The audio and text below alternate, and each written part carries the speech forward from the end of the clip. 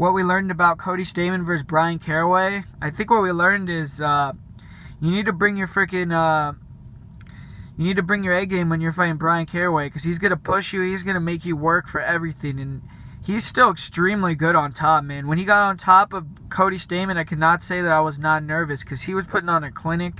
He was able to get that crucifix position, really rain down shots, and just really control Stamann. Once he took him down, Stamann was not able to get up. He wasn't able to really do much. He had the great butterflies, and he was able to try to almost get up a couple times, but Bryan Caraway was just like glue, man. And I really do think Bryan Caraway, with all the deficiencies that he has in his striking, with all the deficiencies that he has in his athleticism, is still an extremely tough out for anyone at that division, because he proved that he's going to push in that third round. At the end, he almost stole the fight from Cody Stamann.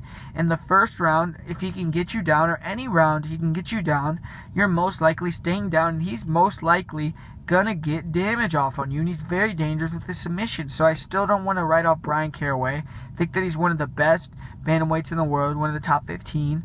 And for Cody Stamann, it's just another step up the ladder, another step up the rung, and it just proves that he's here to stay. He's one of these guys that, very similar to a TJ Dillashaw, very similar to a Cody Garbrandt, that just pushed themselves into the spotlight extremely quickly. You know, it's been probably less than a year that he's been fighting in the UFC, and he's probably going to be ranked in the top 10 now, and deservedly slow, man. 17-1. You don't see records like that very much in the UFC, you know, or in the MMA period.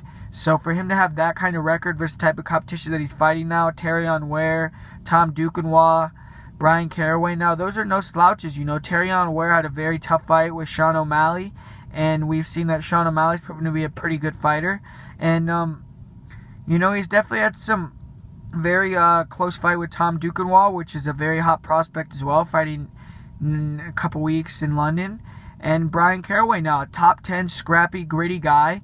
And I think what we learned about Cody Stamann is he needs to get in there with the top 10 guy, and we need to see what we get from this guy. I think what we learned is that Cody Stamann could potentially be a big-time fixture in that bantamweight division. And I would really love to see him get a fight in that top 10. Maybe get it matched up with a guy coming off the win against Henan Brow, Brian Kelleher. That might be a great fight. Maybe get him matched up with John Lineker. That could be a great fight. There's a lot of avenues out there for him, but I just think that he definitely is proving himself now, and I think that Cody Stamann is one of the better fighters in that division, and definitely is well-rounded, but that was not his best performance in my opinion. I think that he showed that he has very, very good cardio as well. But so ultimately, I think what we learned is that Bryan Caraway still has a lot of fights ahead of him, and that Cody Stamann is definitely a top 10 bantamweight.